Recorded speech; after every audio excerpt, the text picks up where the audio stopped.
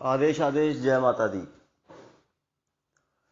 आज का विषय बहुत ही बढ़िया विषय मिला है भगवती की कृपा से कि स्वप्न में अगर तुमको देवी देवता नजर आते हैं, जो भी तुम्हारे आराध्य हैं, चाहे माँ काली है, माँ दुर्गा है, भगवान है, शिव शंकर है, बजरंग बली है, कोई भी देवी देवता है, तो मेरे को तो सबसे ज्यादा अनुभव जिस चीज का है, तो मैं एक ही अनुभव बोल सकता हूँ कि मेरे को माँ काली का अनुभव है या बजरंगबली का अनुभव है मेरे को, और शिव जी का अनुभव भी है और भैरव बाबा के है। लेकिन जो सबसे ज्यादा मेरे को अनुभव है वो सिर्फ सिर्फ मां काली की है। तो मैं उसी आधार पर इस वीडियो को बना रहा हूं और आपको समझाने की कोशिश करूंगा, क्योंकि जो घटित हुआ है, जिसे बोलते हैं, एक होती है किताब जो दुकानों पे मिलती है, एक होती है जिंदगी जो दुकान पर नहीं मिलती है, जो कदम कदम पर तुम्हें मिलती है और कदम कदम पर सीखना पड़ता है।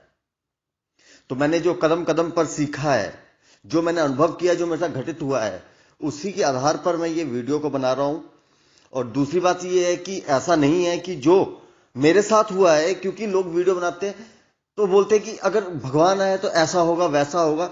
जरूरी नहीं है कि हर एक की कुंडलिनी शक्ति अलग है, हर एक का कर्म अलग है, किसी की पे तंत्र बाधा है, किसी पे कुछ है।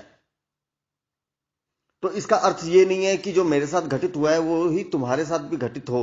क्योंकि देखिए, मैं सिर्फ एक ही बात जानता हूं कि मुझसे तुम लोग जब पूछते हो हम ये साधना करेंगे, हम ये मंत्र करेंगे, क्या होगा, मैं केवल एक तंत्र काट की गारंटी देता हूं। अगर मैं तुम्हें देवी देवता का बोलूं कि तुम ये साधना करोगे तो भगवान तुम्हारे साथ ऐसा करेगा, और नहीं करोगे भगवान ऐसा करेगा।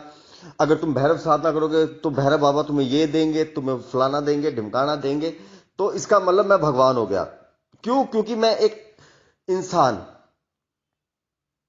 पूरी इतनी बड़ी कायनात है, भगवान तो एक, जिसे बोलते हैं, मक्खी तक की आवाज सुनते होंगे कहीं ना कहीं, मुझे ऐसा विश्वास है, क्योंकि भगवान की नजर में हम सब जो है आत्माएं हैं।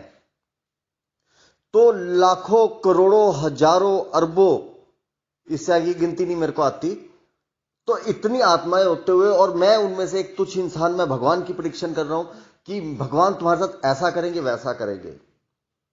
तो पहली बात तो जो वो प्रोडिक्शन करता है, तो समझ लेना कि ये इंसान जो है किताबी कीड़ा है। जो साधक होगा वो भगवान की प्रिडिक्शन नहीं करेगा। अच्छे, मैं अपने को नहीं बोल रहा हूं, लेकिन मैंने महान महान संत देखे हैं जिन्होंने सिर्फ आशीर्वाद दिया, आशीर्वाद दे दिया, बेटा हो जाएगा। जहां तुम्हें बोल दिया जाता है कि हो जाएगा, तो अब जो लोग तो आशीर्वाद को प्रसाद रूप में ग्रहण कर लेते हैं, तो वह उस साधु संत का जो है एक तपस्या का फल, एक सिद्धि का फल लेकर चले जाते हैं और हो जाता है। विषय है कि देवी देवता, समझो, जब तुम्हें मां काली ने दर्शन देने शुरू कर दिए, तो इसका सबसे पहला अर्थ ये होता है कि मैं तुम्हारे ऊपर, ये परीक्षण हम कर सकते हैं कि मैं तेरे ऊपर भक्त खुश हूं और मैं तुझे अपने दर्शन देना चाहती हूं, सब कुछ देना चाहती हूं, लेकिन मैं देने से पहले तुझे संकेत दूंगी। संकेत देने के बाद मैं तेरे जीवन में कुछ उलझनों को पैदा करूंगी। कुछ उलझनों को पैदा करने के बाद फिर मैं तेरे सामने, फिर मैं देखूंगी कि तू इसी तरह से अपनी भक्ति कर सकता है कि नहीं कर सकता है। कहीं ऐसा तो नहीं है कि मेरे दर्शन करने के बाद अगर तेरे पाप कर्म नष्ट हो जाते हैं, तुझे ऐश्वर्य की प्राप्ति हो जाती है, तू मुझे भूल जाएगा। तो देवी दो काम कर सकती है, या तुम्हें ऐश्वर्य दे सकती है या तुम्हें कष्ट दे सकती है। मुझे तो दोनों दे दिए, और दोनों में मैं एक जैसे ही हूं। तो वो तुम्हें कहीं ना कहीं एक परीक्षा में ढाल देती है, और उस परीक्षा में जब तक तुम जपते रहोगे, वो तुम्हें संकेत देती रहेगी। जब तुम बिल्कुल हताश हो जाओगे, तभी वो देवी शक्ति तुम्हारे सामने खड़ी हो जाएगी। लेकिन देवी शक्ति का मैं तुम्हें एक बात बता देता हूं, मेरा सीधा अनुभव है। इस बात का बहुत से लोग विरोध करेंगे। वो विरोध इसलिए करेंगे क्योंकि जिसकी जितनी समझ होती है उतना ही होता है। जब मेरे को ये देवी शक्ति दर्शन देती थी और मेरे ऊपर इतना बड़ा तंत्र था, तो मैं सिर्फ एक ही चीज बोलता था कि मुझे ठीक करो। मैं अपनी पिछली जो है जिंदगी की कहानी में बता चुका हूं कि मैंने मां की कृपा कैसे प्राप्त की। तो मैं बता चुका हूं कि मेरा लक्ष्य केवल एक था। वो लक्ष्य था अपने ऊपर हुए तंत्र को ठीक करना किसी तरह से, और इसी के उद्देश्य से मैंने मां की जो है पूजा शुरू की थी। और जब वो शक्ति सामने आती थी तो मैं उसको यही बोलता था कि मुझे ठीक करो। वो शक्ति चली जाती थी, फिर मैं कोसता था कि भाई तू भी नहीं इस चीज को ठीक कर सकती है। अब शायद ये मेरी गलती रही होगी, तो इसमें मैं तुम्हें एक बात बता दूं, अगर तुम्हारे आगे देवी शक्ति आ रही है तो चुपचाप खड़े रहो और आनंद लो उसकी महिमा का। अब देवी शक्ति ऐसे नहीं आती है जैसे फिल्मों में आती है ना, ये प्रकट होगी देवी त्रिशूल लेके शेर में सवार होकर या जीभ निकालते हुए। उसका एक अलग ही विधान है, वो गुप्त विधान है। उसमें एक देवी अकेली कभी नहीं आती है, देवी के साथ बहुत सी जो है जिसे बोलते हैं उनके गण आते हैं, बहुत कुछ होता है, तब देवी शक्ति के दर्शन होते हैं।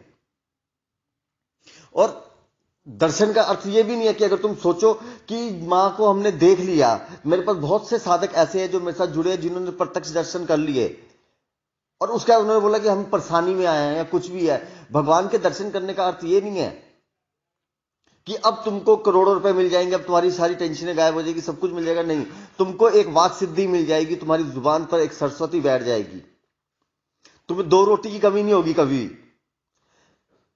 और अगर तुम ईमानदारी से और सही नीयत से चलोगे और असूलों के साथ चलोगे तो तुम्हारे कर्मों के अनुसार तुम्हें सब कुछ मिलेगा। लेकिन दैविक शक्ति को देखने के बाद कभी यह मत सोचो कि अब तो हमने भगवान के दर्शन कर लिए, अब हमारा जीवन बदल जाएगा।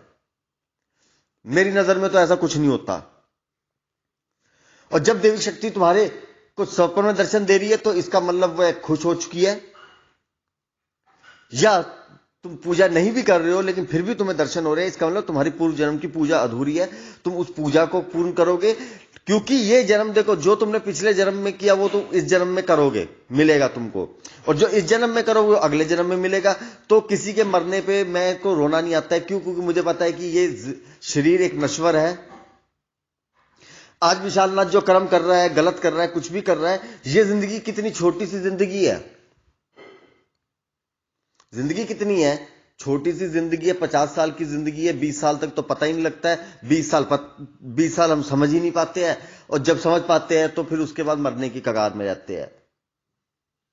जो विधाता के अनुसार है 50-60 साल से ज्यादा की जिंदगी नहीं है मेरे अनुसार।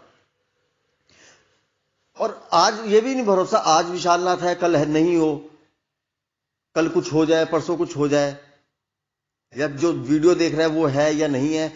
जो भी इंसान है, कोई भरोसा नहीं है किसी का।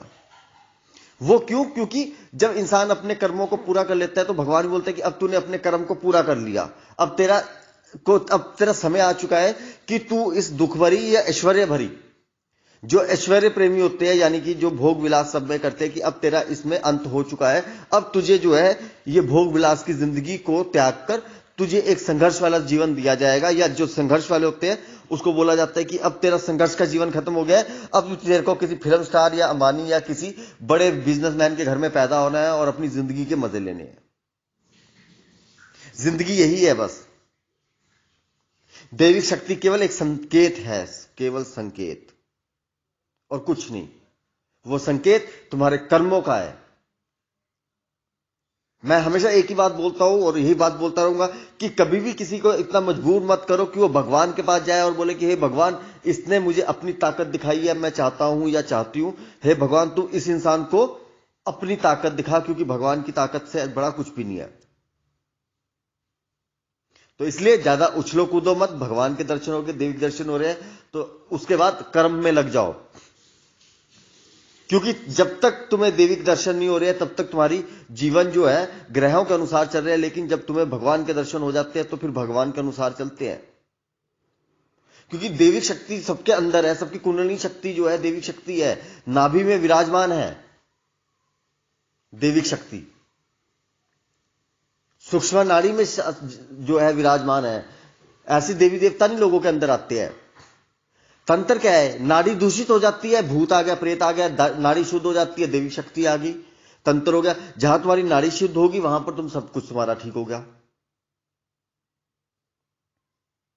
बस इतनी सी बात है।